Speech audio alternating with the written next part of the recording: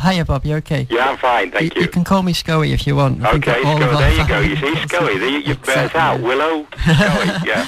Okay. I just want to start by saying I listened to the previous interview. I thought it was very good. And you mentioned in there that everyone you talk to has their own personal story about somebody they know that had been diagnosed with a terminal illness. And it meant something really personal to me because one of my old school friends was struggling with cancer and in fact died just a few weeks later. And if we'd have known about the Willow Foundation 6 months earlier, it would have been absolutely brilliant for him because he was a big Everton fan. Well, you know, I mean, the great thing there is you are spreading the word for us and for Willow right now. Yeah, well, that is, you know, I mean, that's how we've grown. Yes, we've had to fly up to Scotland and to the northeast and to Ireland and had to do some, and Manchester once, you know, just to spread the word because people say, I've never heard of Willow. I've never heard of it. So it is word of mouth. But and also you're absolutely right that in any situation when we stand up and we talk about losing one of your children, obviously that is without question possibly, well, it's without question the worst scenario. But you ask, you know, is anybody here being touched by it? And there is not a hand that stays down. You know, or would you stand up if you or your family have been affected in one way or another, work friend, family member, whatever, by life-threatening illness? Everybody in the room stands up. Yeah. So everybody understands, Okay. But you also said how football is so different from when you used to play. And I've looked up a couple of facts that I just wanted to check with you. I found out that you were the last non-professional to play in the top division. That's true. That's true. And you were also the first amateur to have a transfer fee paid for you. That is also true. That was a real bizarre thing. In fact, I've never, ever forgiven what was then the Football League and the secretary of the Football League, a very famous man called Alan Hardacre, but he was determined that Wolves were in the right and I was in the wrong. I mean, I was a student at Loughborough, you know, doing my physical education and history, and then, you know, I hadn't signed anything other than, you know, my form to go, a form that allowed me to play for Wolves at amateur level. And then, you know, when I decided it was Arsenal was going to be the club for me, it was amazing that they claimed a transfer fee. And it was Arsenal being Arsenal, they are brilliant that way. They said, look, don't even worry about it. We'll pay this. And at the time, in 1963, they paid just under £7,000. Yeah. Now, they might have thought they'd done pretty badly in the first 2 or 3 years, but ultimately, I think they got a good deal. I think so, too. Because, you were understudy to Jim Furnell. Well, I actually was there before Jim. All right, yeah. And what happened was I came out of Loughborough and there was a goalkeeping crisis. Jack Kelsey had retired. There was a goalkeeping crisis. I got hurled into the first team as an amateur school teacher. I mean, can you imagine, I keep saying to people, can you imagine Thierry Henry playing in an Arsenal team with an amateur school teacher behind him, you know? I mean, you wouldn't, I mean, it would be unheard of. But I played 8 games in that manner, and the club said, look, this can't be right. The players didn't want me anyway. They just thought I was an amateur just learning the game, which I was to a degree. And so they signed Jim, and Jim came in, and he was really, I mean, he was a problem for me because I couldn't get him out for 2 or 3 years.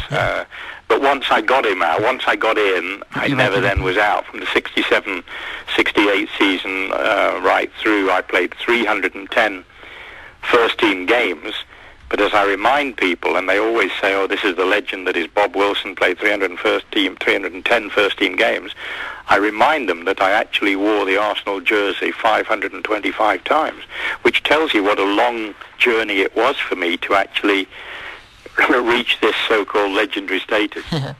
And you also had 2 appearances for Scotland. Yeah, but I don't have a problem with that. I do have a problem with, I like Manuel Almunia a lot. Obviously, Manuel, we've actually not talked about this because there's a sort of campaign for Manuel for England.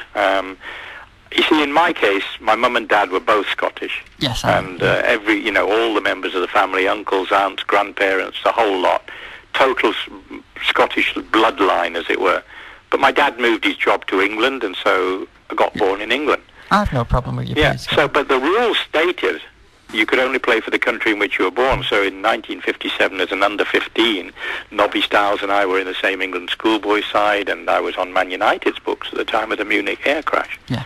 At that time. So those were the rules. And then, unbelievably, mainly due to the Welsh and the maternity homes and things in Wales. There was a campaign, and in our double year, 70-71, the Arsenal double year, they changed the rule and said you could play for, the country in which you were born, or if you had one parent, you could choose, say English dad, mum, you have to make a choice. In my case, there wasn't a choice, because we were brought up as Scots. I wore my kilt proudly, we were all Scots, and so it was a wonderful thing for me, because my dad lived long enough to see that first game against Eusebio and Portugal at Hampden, which, by the way, my great-uncle had opened, which gives you a little bit more.